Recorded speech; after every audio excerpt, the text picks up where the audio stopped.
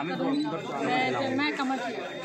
Ma'am, priority क्या रहेगी, क्या प्राथमिकताएं रहेंगी आपकी? शहर का विकास। कौन कौन सी कमी आपको लग रही है जो होनी चाहिए? जल भराव, जाम और बहुत ही समस्याएं जो मैं वो सब पूरा। अब महिला के लिए क्या करेंगी आप? महिला के लिए क्या करेंगी? जो मेरे होगा महिला के लिए मैं सब कुछ महिला के लिए करूँगी। और जो भी है मेरी समस्या मतदाताओं से क्या अपील करना चाहती है? मुझे आशीर्वाद दिए मैं जनता से। काम तो बहुत किए हैं लेकिन बस मौका बहुत नहीं मिल पाया।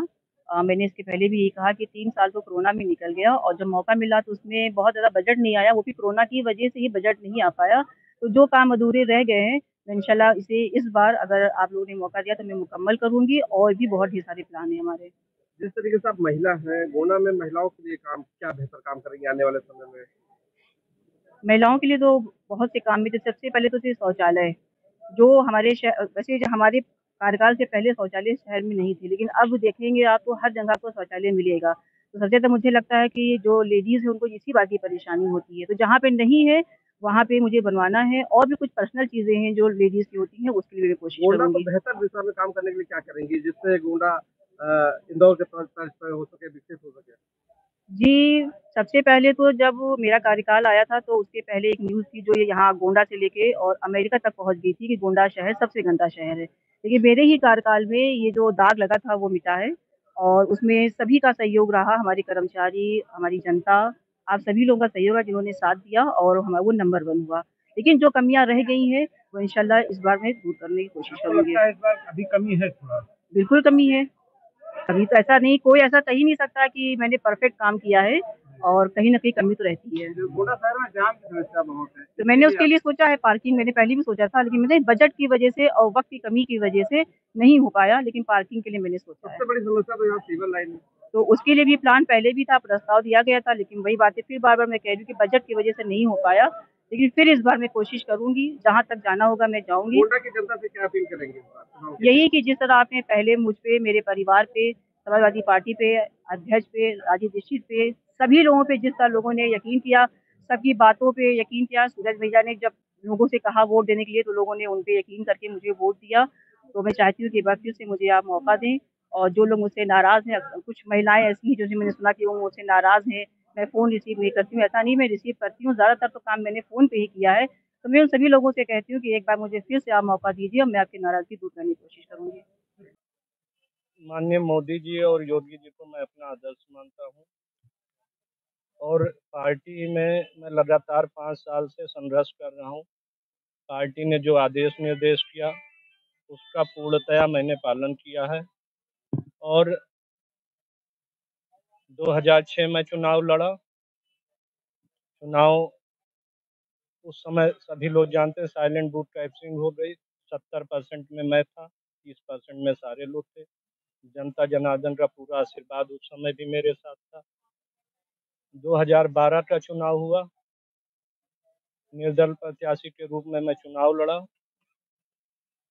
यहाँ के सभी समाज के लोगों ने मुझे आशीर्वाद दिया। मुझे 18,000 वोट मिले। समाजवादी पार्टी को उस समय 10,000 वोट मिले थे। भारतीय जनता पार्टी को उस समय 2,500 वोट मिला था। 2017 का चुनाव हुआ,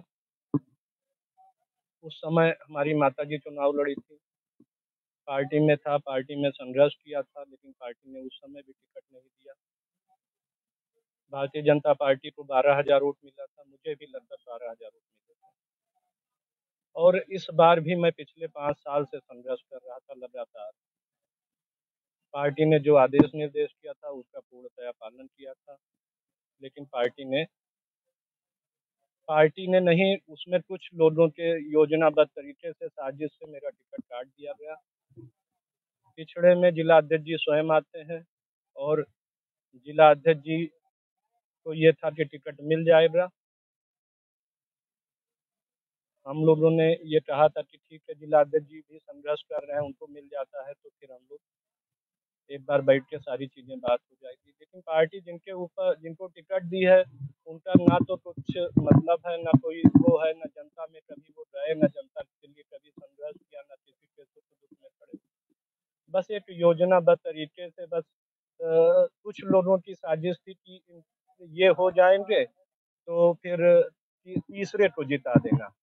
यहाँ लोग चाहते हैं कि जो भी प्रत्याशी हो उसको रिमोट से चलाया जाए। कौन से ऐसे लोग हैं जो योजना बना रहे हैं? देखिए ये लगातार 17 साल से खेला हो रहा है मेरे साथ, और जनता जानती है, इसमें बताने की कोई आवश्यकता नहीं है। और मैं जनता जनार्दन से अपील करता हूँ कि आज 17 साल से मेरे पिताजी भाई नहीं हैं, आपने पिता और भाई बनकर मुझे आशीर्वाद दिया है, तो मैं उनसे अपील करता हूँ कि वो मेरे साथ। क्या नाम है आपका? चुप रहो। क्या वादे रहेंगे आपके? किस वादों को लेके आप जनता के बीच आई हैं? आपका सहयोग रहेगा तो जो आना होगा करना। क्या क्या समस्याएं नगर में हैं जिनको दूर करने का है आपका ख्वाब? जैसे सड़क हुआ, नाली हुआ, बहुत से ऐसी रिकॉर्डिंग में समस्याएं हैं। सही, उसको दूर करेंगे। हाँ, उसको दूर। क्या क्वालिफिकेशन है? जी सर। क्या पढ़ाई लिखाई हुई है? High school, junior high school.